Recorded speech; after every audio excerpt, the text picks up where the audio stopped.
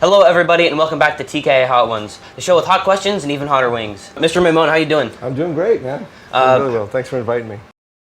So, Maemone, we know you're just going to breeze through this. You have, from what I've heard, you grow ghost peppers, if that's correct. Yeah. What's that story like? Well, ghost pepper is it's really just for fun. I mean, it's really all about the heat. Yeah. The flavor's not the greatest on ghost peppers. My wife asked me every year, like, hey, why do you grow these things? And I said, because it's the fun that you have watching people trying to eat these things, right? They do have a little bit of flavor, and so I'll have a little bit. I'll add to when I grill a steak or something. No, just a little bit. I'll cut a little piece. I'll grill them. But generally, what I do is at the end of the year, I dry them. I make flakes.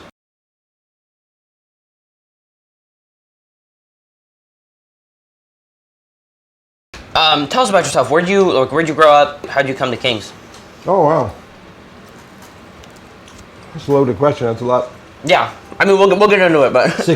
Over 60 years of life history. I was born in Brooklyn, New York, really close to where the old Ebbets Field was for the Brooklyn Dodgers played. And I lived there for first 10 years. I moved to Staten Island, which is one of the boroughs. And went to high school there and finished my high school there in '78. And in April of my senior year, my dad said, hey, we're moving to California. Oh. Do you want to come? I was already accepted to NYU. I was going to play football at Northeastern University and decided not to. I thought about it for 30 seconds and said, no, I'm going to California. You kidding me? I was the envy of all my friends. I heard that the junior college system here in California was exceptional. So moved here, moved to San Jose, and then my folks bought a house in Sunnyvale and went to De Anza College. While I was training a guy, I said, hey, what do you do? And he goes, well, I go to the local chiropractic college. I said, there's a chiropractic college here? And he said, yeah. And so I said, man, I love chiropractic. I always got chiropractic care, my family. My Babe Ruth League baseball coach was a chiropractor, Dr. Fred Stewart. I wasn't a good baseball coach, but he was a good chiropractor. Yeah, good chiropractor. And so I checked it out and decided, hey, I'm going to go for it.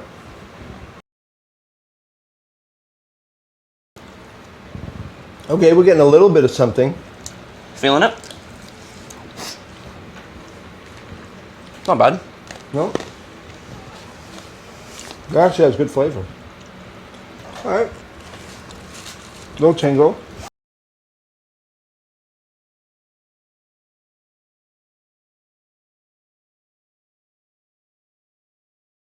So here's what happened. Yeah. So chiropractic college 4-year program, but I met my lovely wife shortly after entering chiropractic college. And really, actually, the big thing for me was working on human cadavers. Oh, wow. And that's what I did in chiropractic college. I did a lot of cadaver work. Best way to learn human anatomy or chicken anatomy. All right, so let's go to the next. Let's go to the next one. All right. Ooh. All right. There you go. So when dissecting human cadavers, you come to realize something. At first it's really difficult, right? I mean, it's like that's a person, and we got the cadavers. Yeah. They were people, right? Who had just passed away. And it's like, wow.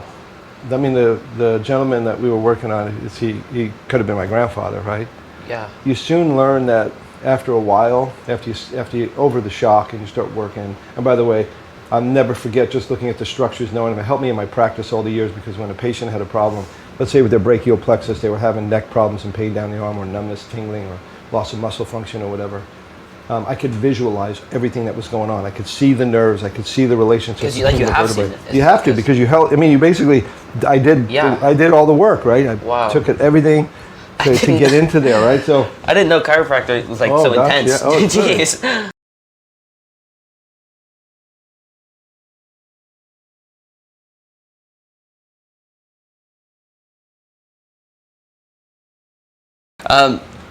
So we've heard a little bit about your testimony, but like going back all the way to New York, what was it like? We've heard like Tecate and things about your family and like the mafia or the mob. I don't know. There is no such thing, by the way. Oh, I don't know. But yeah, I don't know the first thing. But just kidding. But Can you like? We're all like, I think that's really interesting. What Well, what was that like? You know, you watch the movies, you see the movies like Goodfellas and these kind of things. You know, a lot of that is rooted in truth. I mean, look, I grew up in a very tough area. I fought all the time. I was a fighter. I got in trouble a lot. I even got kicked out of kindergarten because I lit a girl's hair on fire with a cupcake with a candle. But that's a whole other story. But I mean, I was always fighting.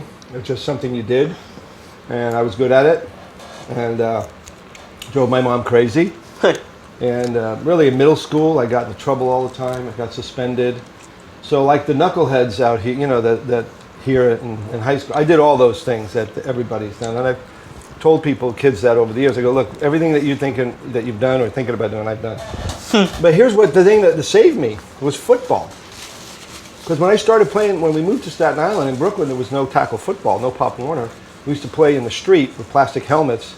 I mean, really, just beat each other up. And when I moved to Staten Island, there was actually Pop Warner.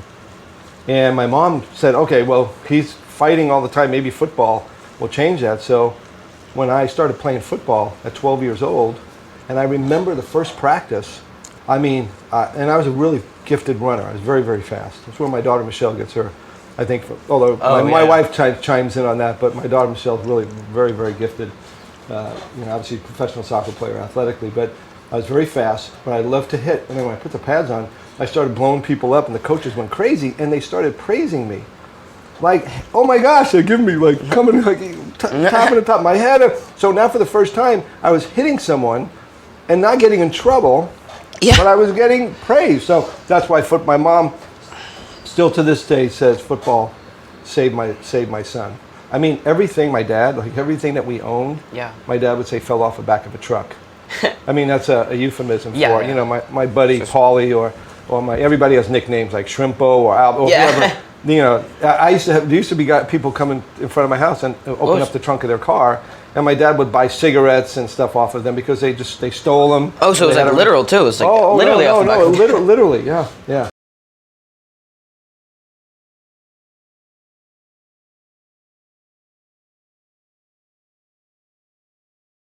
Did you have a nickname like a? So here's the thing. I mean, everybody has a Y at the end of the name, so I was Joey. Joey, right? But when in high school, I had a couple of really good games, and I got headlines in the paper. And one time they spelled my name wrong. They said Farrell. Joe wrong? Farrell. No, they spelled my last name wrong. They said Farrell Rose. Monsignor Farrell was my school. Farrell Rose on runs by Maemone. They made me like one of the Ramones. So up in high school, I was Joe Ramone. That's my friends still say Joe Ramone. Which you know, if any of you know the famous punk rock group, the Ramones, right? So anyway, that was my nickname, but it was purely because Staten Island Advance messed up my name. You're taking this like a champ. This is the last one? Yeah. Okay, let's do it.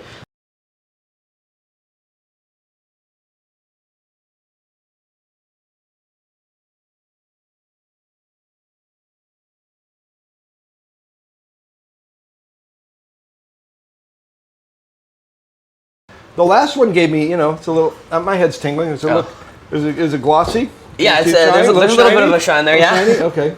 Ready? Here we go. This is the one. How many Scoville? This one 6. Oh my gosh. We got some questions sent in by the viewers. Thank you so much for doing that. So up first, what's your funniest dad joke? Or like funniest dad joke? Oh man, I'm loaded with dad jokes. Funniest dad joke? Okay, guy walks into a psychiatrist's office. Says, Doc, I'm so confused. I don't know what to do. He says, well, sit down and tell me about it. He says, Doc, I can't handle it. One day I think I'm a wigwam. The next day I think I'm a teepee. One day a wigwam, next day a teepee. I can't handle it anymore. I'm going crazy. Doctor says, just relax. I figured out your problem. He said, what is it? He said, you're just too tense. Sorry, that's bad. Yeah. We'll move on. Okay, this one is hot. Are you feeling it? You need a little more? But you know, I think I need a little more. Oh I think I need a little more. He's going for it. All right. I'm gonna blow this thing up. What's your workout split? Well, And like, how often do you work out? every day. Do you work out in the Yeah, in the weight room. One body part a day. I run 2 days a week, just a few miles. This is good. It's really not. Yeah, it's I mean, I'm enjoying this. Could I take that home? No. We need to, you're taking this like a champ. I don't. I mean, I see. Yeah, he's I can see it. Honestly, I have to say that for all the crazy hot sauces I've had, and I've had my share, that has a really good flavor. Good. You know, I'm glad because I want to leave you with something. Are you okay? No. I tear up. No, see, I don't know, have. some people- The thing is, I don't have any hair to kind of catch the sweat. Yeah, it's dripping. I don't know if you can see it, but it's raining. It's raining. But you're really doing well. Thank you. Well, look, I don't know if you ever really develop a resistance, like a tolerance. Truly, I mean, because it's just hot.